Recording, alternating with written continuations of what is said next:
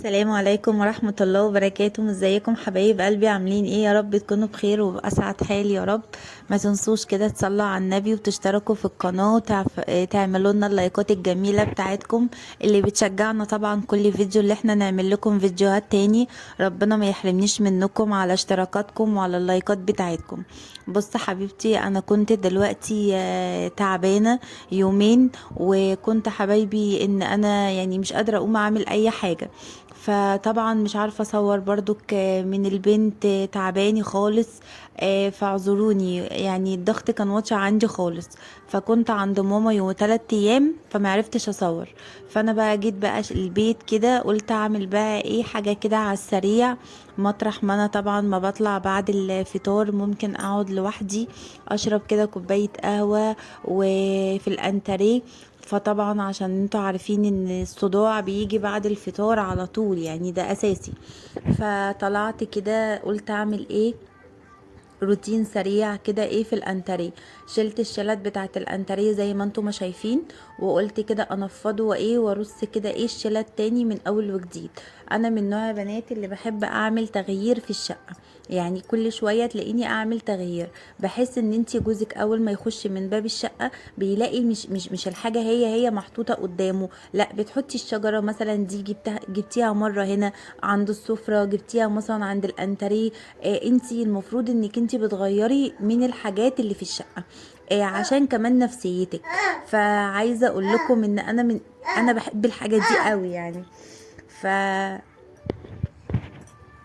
فالتغيير اصلا بيغير النفسية. فانا كنت بقى لما كنت بسيب البيت كده يعني ايه ممكن مثلا يومين 3 ما اعملش فيه حاجة، بحس بخنقة. فبضطر ان انا اقوم واعمل بقى ايه حاجة كده ايه تشجعكم كده ايه وتشجعني انا كمان. فبحاول بقى ان انا اصور لكم عشان تقوموا تتشجعوا معايا كده، ما تكسلوش كده بعد الفطار. فلازم كده بقى ايه الست الشاطرة بقى اللي تقوم كده ايه تعمل بقى كده تخلي بيتها نضيف في رمضان في عيد. احنا كل يوم علينا بيعدي اكنه عيد والله، يعني طول ما احنا كويسين بيعدي علينا اكنه عيد. فانا طبعا قبل رمضان كنت شايلة الستاير غسلاها، وكنت غسلة بصوا الورد بقى معاكم، كندا كانت بتساعدني وكنت بقى في منزله ترويق لكم البيت بقى، وكانت الفيديو كل ما دوت. اعمل حاجة كانت بتقلبها لي. فده بقى طبعا ده اللي بيخليني ان انا ما بصورش الا لما هي بتنام. بس هي بقى ما كانتش عايزة تنام، فقلت لها خلاص زي ايه ما تيجي. فوقفت بقى تساعدني اهي، ووقفة كانت بتعدل عليا بقى ايه وانا بروق كده ايه الدنيا.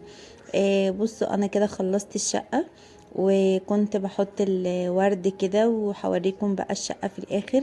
انا بحب اهدي النور قوي، مش بحب اولع نور الشقة كله، لا بحب كده ايه اطفي كده النور واعمل كده ايه اجواء رمضانية، اولع الفانوس، اولع فرع النور في الشجرة عند السفرة.